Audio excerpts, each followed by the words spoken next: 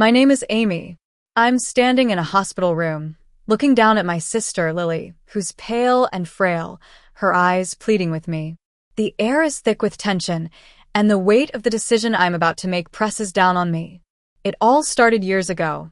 I was living a simple, content life in Seattle. I was 32 at the time, working as a financial analyst at a local firm.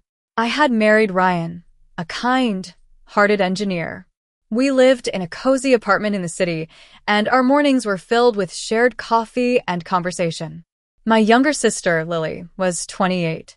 She had always been the wild one in the family. Our parents, a strict father and a doting mother, always seemed to overlook her misdeeds.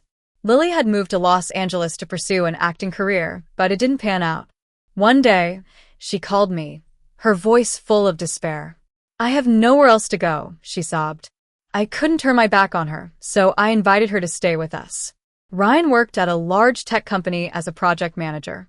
Knowing Lily had a degree in media studies, I asked Ryan if there were any positions at his company. After some hesitation, he agreed to check. A week later, Lily got a job in the company's marketing department. At first, things seemed fine. But then I started noticing little things.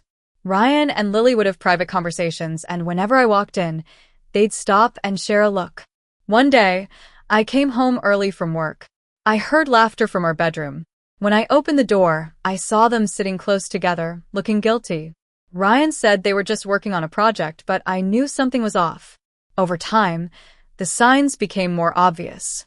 The way they looked at each other, the secretive smiles.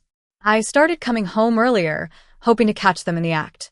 One night, I confronted Ryan. He broke down and confessed that he and Lily had developed feelings for each other. It felt like my world was crumbling.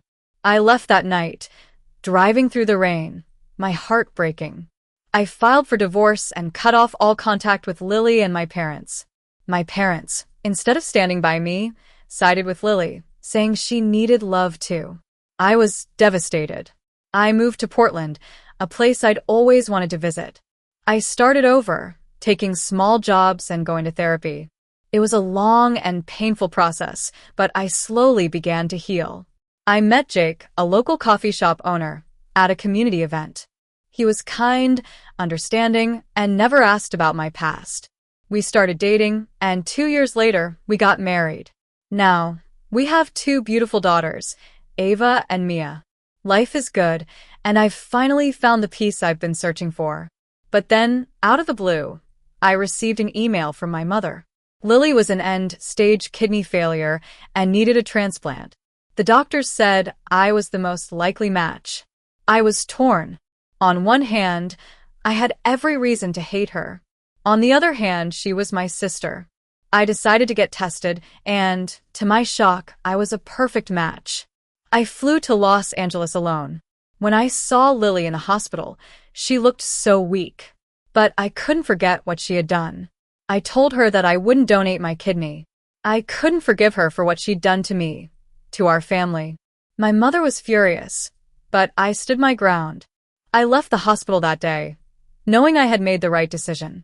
I'm not the person I used to be. I've learned to put myself and my family first.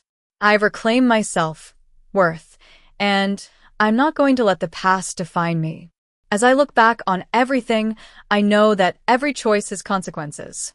Lily made her choices, and now she has to live with them. I've chosen to move forward, to build a life filled with love and happiness. And I have no regrets.